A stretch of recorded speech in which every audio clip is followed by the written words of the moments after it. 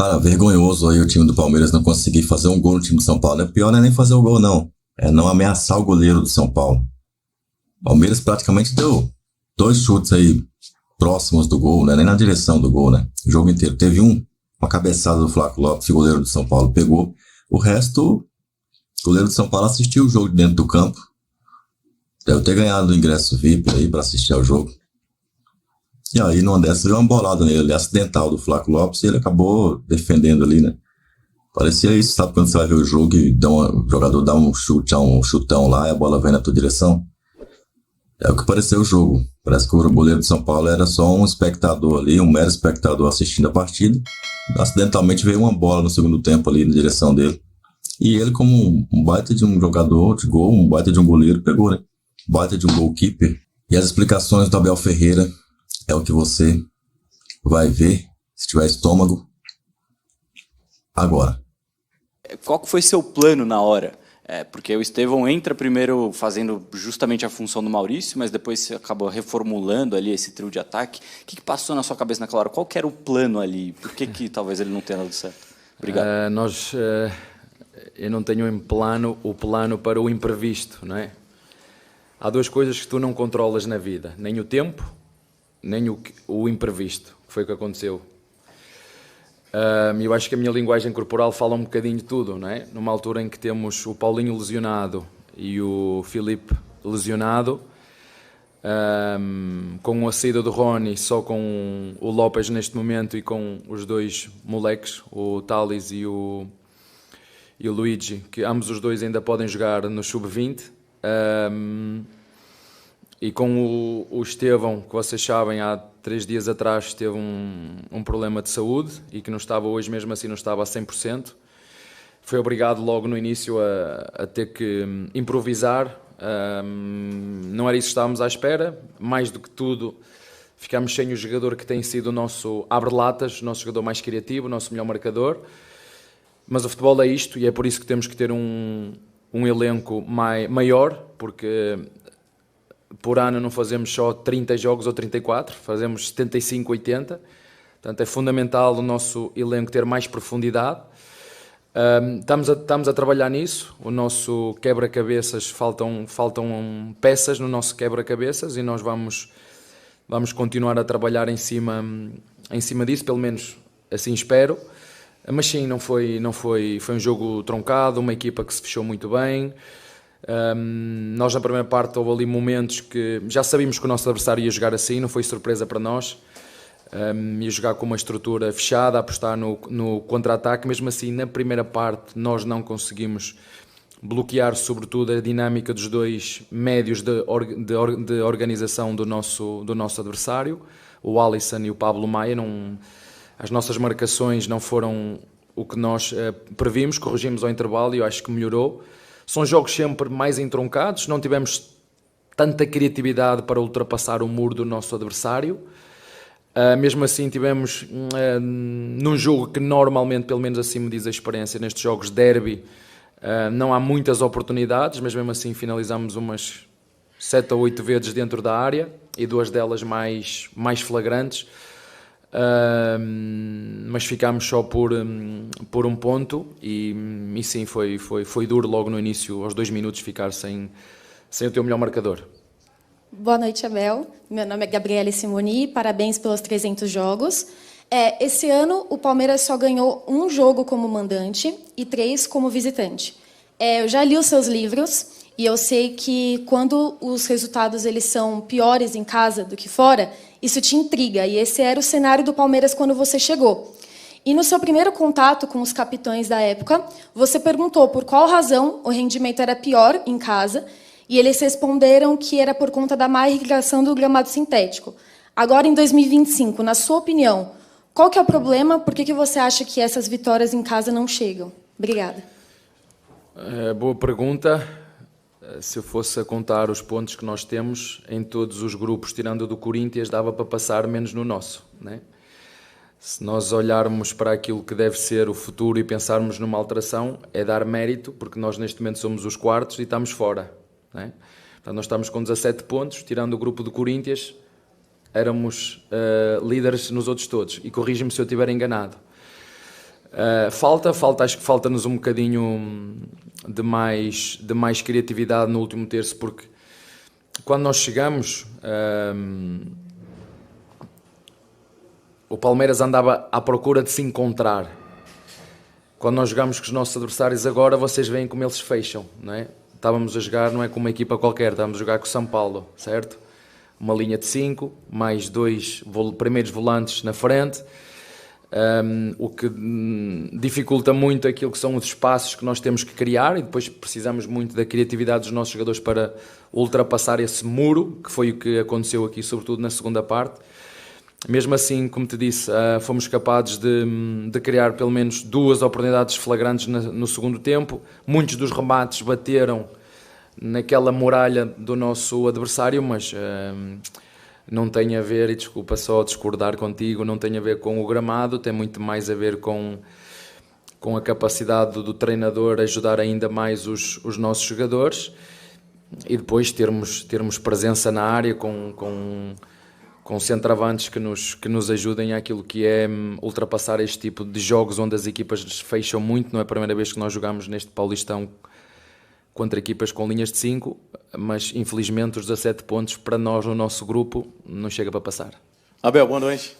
A gente percebeu, não sei, você pode até falar que o São Paulo solta a escalação, e aí você olha sem Oscar, sem Lucas, e aí você viu que, de repente, o time vinha realmente para defender. Você até demorou um pouco para a assessoria soltar a escalação do Palmeiras. Esse Palmeiras que entrou hoje, seria o Palmeiras que entraria normalmente, ou você modificou porque viu que eles iam jogar com essa linha de 5, como o Corinthians fez no empate aqui com 1-1? Eu às vezes custa-me dar respostas porque vocês podem deturpar aquilo que eu estou a dizer, mas a forma com que os adversários cada vez mais respeitam o Palmeiras dentro do jogo é notório. E que tu disseste muito bem, o Corinthians espatou uma linha de 5 e o São Paulo espatou uma linha de 5, e nós temos que ter a capacidade de ter soluções internamente para desbloquear essas linhas de 5. E nós temos de estar preparados para elas, porque é o que nos tem acontecido, por isso mesmo, pelo respeito e pelo crescimento da nossa dinâmica. E sim, é verdade, tu estás a constatar isso, eu não me quero alongar muito nessa pergunta, mas é o que é e não podemos fugir a isso. Mas volto a reforçar, nós tomamos uma decisão, eu tomei uma decisão no início do ano, que nas minhas contas nós estaríamos mais ou menos com os pontos que devemos ter, mais 2, menos 2, porque realmente empatamos alguns jogos que se calhar não merecíamos. Por exemplo, o Corinthians aqui em casa, que me desculpem o meu adversário, mas eu acho que nós merecíamos ganhar por aquilo que foi, mas infelizmente não conseguimos. E como te disse, os 17 pontos que temos em todos os grupos dava para passar, não deu, portanto vamos fazer aquilo que nos compete até ao fim e esperar aquilo que tiver que acontecer. Abel, boa noite. Abel, você falou aí do quebra-cabeça, né? Em algumas coletivas você vem falando. Só que essas 3 pecinhas aí desse quebra-cabeça talvez não estejam demorando demais para você, a diretoria, achar nesse grande quebra-cabeça de muitas peças que você tem. E queria entender um pouquinho aí essas contratações que o Palmeiras tem feito, né? Agora a gente confirmou aí o Bruno Fux e o Mikael, que é um jogador que saiu já na imprensa do Houston Dynamo. O torcedor às vezes quer entender, o Palmeiras está atrás de um 9 e traz 2 zagueiros. Como é que está esse planejamento e como que estão essas peças aí? O que está faltando para essas peças encaixarem? Olha, eu vou repetir mais uma vez. Saiu o Rony, nós precisamos de um bom jogador para a posição de Rony. Saiu o Menino, nós precisamos de um jogador para a posição do Menino. O Vítor Reis foi vendido, nós precisamos de um jogador para a posição de Vítor Reis, e o Caio, juntamente com o Fux, foi uma troca, porque é uma oportunidade de mercado. Nós estávamos com 6 laterais e entendemos que apesar do Benedetti estar muito bem e vai fazer parte do plantel, mas ainda tem idade para jogar na equipa B, e todos os jogadores que estão connosco, excetuando o Alad, têm todos idade para jogar na equipa B, e eu não posso pegar, porque eu sei que ele é muito bom jogador, e o Luigi também é muito bom jogador, e pegar neles e meter-lhe a camisola 9 nas costas e agora aguenta o peso. Lembram-se, isto é preciso. Se há treinador que sabe o que é formação, sou eu. Se há treinador que sabe o que é apostar na formação, sou eu. Se há o único treinador dos 6 ou 7 equipas que estão na frente e que lutam por títulos que aposta na base, sou eu. Portanto, eu sei muito bem aquilo que nós precisamos e a diretoria também sabe muito bem aquilo que nós precisamos. Em relação às dificuldades ou não, infelizmente não sou eu que te posso dar essa resposta. São necessidades que nós temos, eu já falei nisso várias vezes e sei que o clube está a fazer um esforço para que isso aconteça. E não me vou alongar muito mais em relação a isso, portanto, é repetir aquilo que já foi dito. Boa noite, Abel. Rodrigo Fragoso, TNT Esportes. Abel, vou me permitir aqui ler alguns nomes, né? Para até formular a pergunta da maneira mais correta. O Palmeiras perdeu não só os nomes que você citou, mas outros também, né? Vitor Reis, Caio Paulista, Gabriel Menino, Zé Rafael, Rômulo, Rony, Dudu, e aí de um time de base, que eu não sei nem se você considera, para ser sincero, Michel e Patrick. Recebeu o Atuesta, que foi negociado na sequência, e recebeu agora, em contratações, Facundo, Paulinho, Emiliano, Fux, e deve receber o Mikael. Olhando para o que você tinha nas mãos, fechando a temporada passada, e para o que você tem nas mãos nesse momento, hoje, você tem um elenco que te entrega menos ferramentas para trabalhar em relação a peças que podem mudar o jogo, podem mudar sistema, podem mudar a cara de uma partida. Você já falou que não pode colocar o peso de algumas camisas em alguns jogadores não especificamente. É justo, não é justo fazer isso com os moleques. Exatamente. Não é justo. Claro. Não é justo. E aí, dito tudo isso, hoje você tem um elenco que te entrega menos ferramentas do que aquele que encerrou o ano? Temos um elenco curto, é isso que eu te posso dizer, e infelizmente temos 3 jogadores lesionados que vocês sabem que nos vão ajudar. O Paulinho vai nos ajudar e vamos ter que esperar, porque seguramente nos vai ajudar quando estiver pronto. Temos o Filipe Anderson, que infelizmente este ano, no início do ano, as coisas não lhe correram tão bem naquilo que tem a ver com a capacidade física. Não é? Estamos a falar num jogador, para vocês verem como o futebol brasileiro é cruel com os jogadores, estamos só a falar do jogador que mais jogos fez em Itália e chega aqui ao futebol brasileiro para se adaptar a esta maratona de jogos atrás de jogos, está a ter dificuldade, está com um problema físico, e isso logicamente que nos deixa o elenco mais curto ainda, mas o resto a tua pergunta foi muito bem colocada, mas é repetir um bocadinho aquilo que eu disse ao teu colega. Precisamos, o elenco está curto, mas sei que a direção está a trabalhar afincadamente para fazer essas reposições que tu fizeste, e vocês sabem tão bem como eu, vocês são peritos nisso, a pesquisar esses pequenos pormenores, que essa é a minha função, de perceber os jogadores que saem, os jogadores que entram, as reposições que precisam ser feitas, os jogadores que nos vão ajudar para ter um elenco com mais profundidade. E eu este ano, em função dos jogadores da base que nós chamamos, tirando o Alá, são todos jogadores sub-20 ainda podem jogar em baixo, e eu quero que sejam esses os jogadores que deem essa tal profundidade à equipa para depois aparecer um Estevão, como foi o ano passado, ou há 2 anos, como foi o Vitor Reis. Portanto, são os moleques da base que nos vão dar essa profundidade, depois de termos 2 jogadores por cada posição, do mesmo nível, e a partir daí, mais juntamente com os jogadores que nós subimos, que sim, esses sejam a profundidade do elenco para acontecer, porque ao longo do ano vai haver lesões. O Paulinho está lesionado, o Filipe está lesionado, o Bruno Rodrigues está lesionado, e com 70, 80 jogos por ano, e infelizmente vocês sabem, o ano passado, numa altura crítica, perdemos o Estevão, perdemos o Murilo, perdemos por algum tempo, o próprio Gomes no início do ano teve um problema no pé, e este campeonato brasileiro não perdoa. Nós sabemos que durante o ano vai haver 2, 3, 4 lesões, e nós temos que ter um elenco um bocadinho mais profundo, sendo que, desde que eu cheguei, o nosso elenco sempre foi muito curto, mas não pode ser tão curto como está agora. Oi, Abel, boa noite. Sou o Olá. Diego Iwata da Trivela. Vou pegar um pouquinho da pergunta dos meus colegas aqui, tá? Vou insistir no tema só um pouquinho. Mas a minha pergunta é o seguinte: você foi contratada por saber trabalhar muito bem os garotos, você acabou de falar, se alguém tem de formação é você. O Anderson Barros também chega no momento em que o Palmeiras está com uma nova filosofia de dar espaço, né, tinha um time muito mais... Era outra filosofia, contratava muito. Enfim, casou-se tudo, e isso trouxe grande sucesso para você. Grandes títulos, grandes conquistas. Nesse meio tempo, veio a questão das SAFs, né, deu uma revolucionada no futebol. Começou os adversários a terem muito mais dinheiro, até de repente mais que o Palmeiras em dados momentos, né? E a minha pergunta é o seguinte: você está falando que ano passado faltou aqui, machucou muita gente, e isso é reflexo do elenco curto, que é uma preferência sua, né? é uma coisa que você gosta de fazer. Mas o meu ponto é, esta filosofia que foi tão vencedora neste novo momento de SAF, de adversários se reforçando mais, ainda é algo que todo mundo aqui acredita? Vocês acham que é hora de sintonizar de outro modo? Queria que você explicasse para a gente. Vocês sabem que nós temos uma filosofia completamente diferente dos nossos adversários. É isso que nós temos que assumir e vocês têm que dizer. Mas a pergunta é, isso continua ou não? O ano passado não faltou nada, faltou ganharmos em casa aqui ao Botafogo. E depois fomos eliminados por 2 equipas. Não é? Sabem quem era o zagueiro nas 2 eliminatórias contra essas 2 equipas? Sabem quem era? Pronto. Sabem que o Estevam não jogou num desses jogos. Pronto. Então, isto tem muito a ver, o próprio sorteio não foi muito favorável. Então não vamos criar um caso onde ele não existe. O Palmeiras é diferente do Atlético Mineiro, é diferente do Corinthians, é diferente do São Paulo, é diferente do Flamengo. Olhem para o elenco, mas não é de hoje, é sempre. E nós acreditamos naquilo que fazemos. Agora, isso não invalida que as peças do quebra-cabeças, e eu sei muito bem aquilo que nós estamos a fazer, ele tem que ser curto, mas não pode ser tão curto.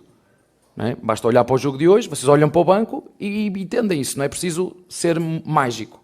Agora, essa parte das chaves e do dinheiro, essa parte não é comigo. Não é? Essa parte não é da minha responsabilidade. O que é que temos que fazer, mais ou menos? Como eu vos disse e disse aqui ao teu amigo, e a tua pergunta vem muito na sequência de as últimas 3 perguntas. Não me obriguem a estar sempre a responder, eu acho que sou claro, vocês são inteligentes, sabem perfeitamente que o clube, e digo-vos isto porque sei, está a fazer o máximo esforço para continuar a apetrechar o nosso elenco e vamos esperar.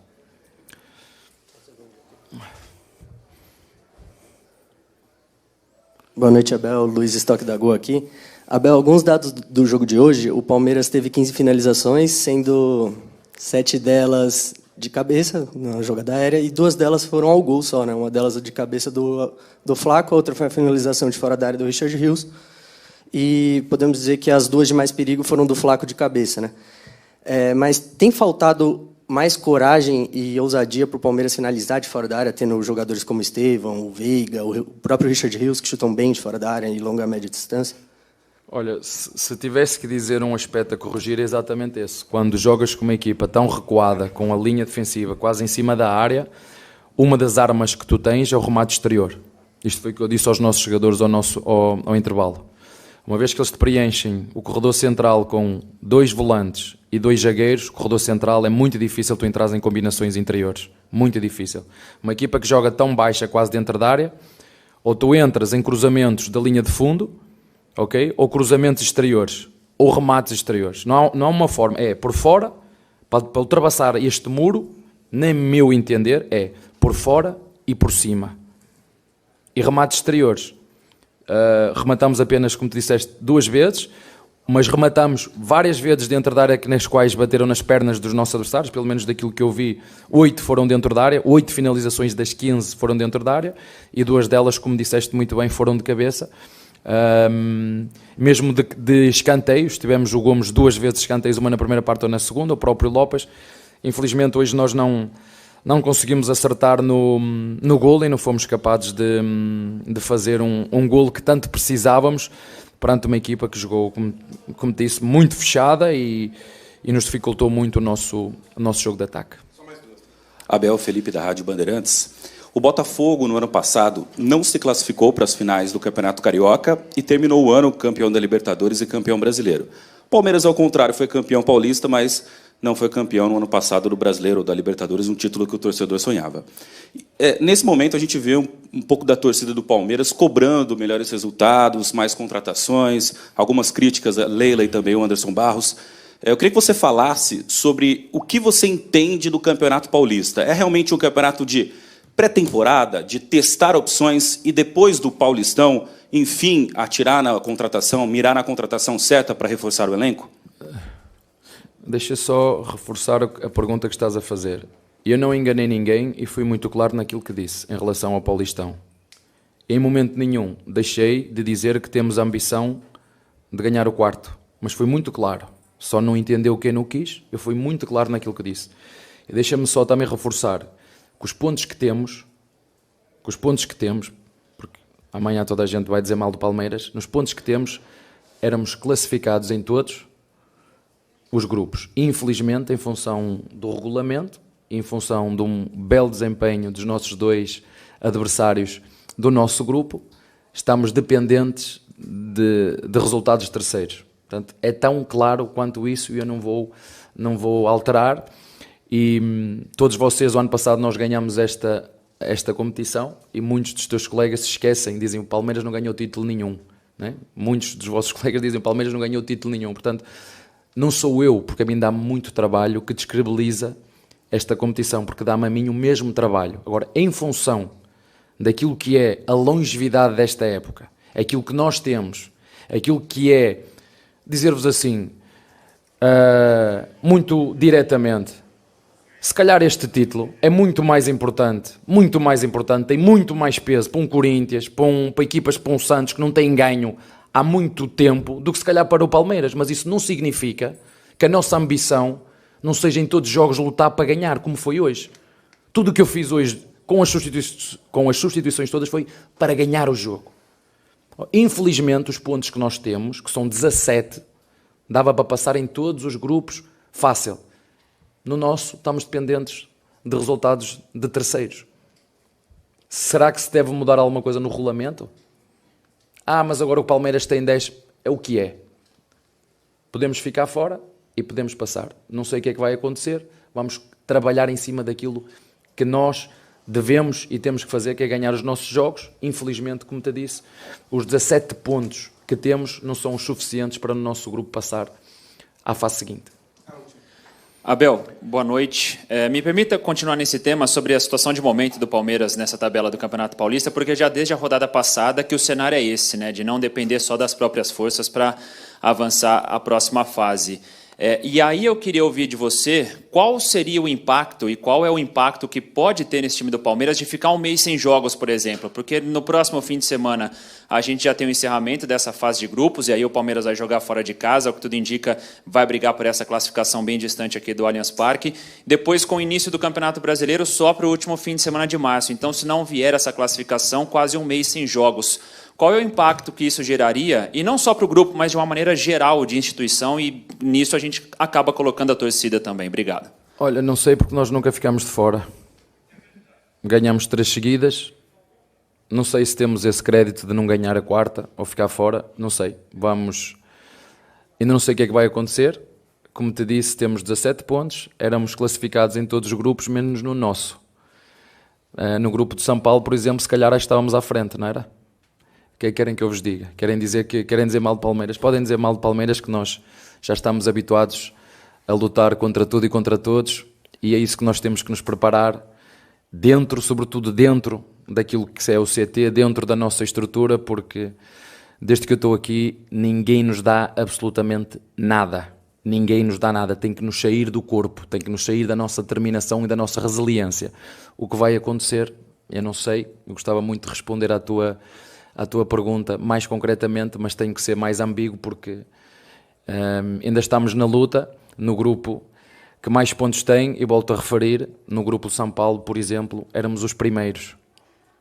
Infelizmente no nosso grupo estamos dependentes de coisas que vão acontecer, sobretudo do nosso, fazer o nosso, e é isso que nós controlamos. O resto, como te disse, nunca ficamos fora. Uma coisa eu sei, vamos ter tempo para treinar mais. O impacto que vai ser, não sou adivinho, não sei, não gostava muito de responder especificamente, mas não sei. Está bem? Tá, então as explicações do técnico do Verdão, Abel Ferreira, sobre mais esse empate do Verdão, muitos empates do Palmeiras. Claro que está intercalando com vitórias, o que afasta, digamos, uma crise maior, né? Não chega a estar em crise o Palmeiras, vamos dizer assim, mas se não tivesse tido vitórias, por exemplo, aquela vitória 3-0 na Inter, aqueles 4-0 também, né? Acho que no Guarani, se não me falha a memória. Enfim, outros resultados assim, intercalando com esses empates, eu acho que já ia ter uma fumaça bem grande do Palmeiras, tá? Se bem que a gente vê o time jogando com vontade, a gente vê o time jogando até bem em alguns momentos. Contra o Corinthians foi um jogo praticamente todo muito bem, porém poderia ter finalizado mais, é o que eu tô falando, é o que tá faltando, o último passo e a finalização. Precisa melhorar. Essa criação da jogada de gol precisa melhorar. Como o Abel Ferreira vai fazer isso? Ele é pago para fazer isso, não eu. Então ele que vai ter que achar soluções para o fazer. E é bem pago, diga-se de passagem, tá? Muito bem pago. Coloca aí o que você achou dessa coletiva do Abel. Tá satisfeito com o resultado? Claro que não, né? Se o Palmeiras, que tá com 17 pontos, não vencer os 2 jogos, tá correndo um risco gigante de não se classificar sequer para as quartas de final. Porque a Ponte Preta vai jogar agora contra o São Paulo, tá? No meio de semana. E depois, o outro adversário de grupo do Palmeiras, que tá ali liderando o nosso grupo, São Bernardo, enfrenta São Paulo. São Paulo vai abrir as pernas para os dois, né? Pelo menos para a Ponte, com certeza vai, tá? Eu não sei se no Morumbi eles vão inventar um empate ali contra um deles e talvez tentar só um empate fora para, tipo assim, não dar a vitória, mas dar um ponto pros caras. Ou sei lá, né? De repente, tô especulando aqui, né? Eu acho que eles não perdem os 2 jogos para esses times do grupo do Palmeiras, mas um deles eu acho que eles não vão fazer muita força não, tá? Esse jogo contra a Ponte Preta aí eu desconfio. E o São Bernardo também é um grande time, né? À toa que tá liderando. Então pode ganhar do São Paulo mesmo se o São Paulo facilitar. Imagina se o São Paulo tiver uma certa vontade assim de não, digamos, jogar a vera esse jogo, até porque já tá classificado. Aí, meu irmão, F 3 pontinhos, não vou falar a palavra aqui, que você tá com ela agora, você ouviu a palavra. F 3 pontinhos. Vamos ver o que vai acontecer, né? Deixa aí o seu comentário aí e já clica aqui, ó, no próximo vídeo do Verdão. Avante palestra!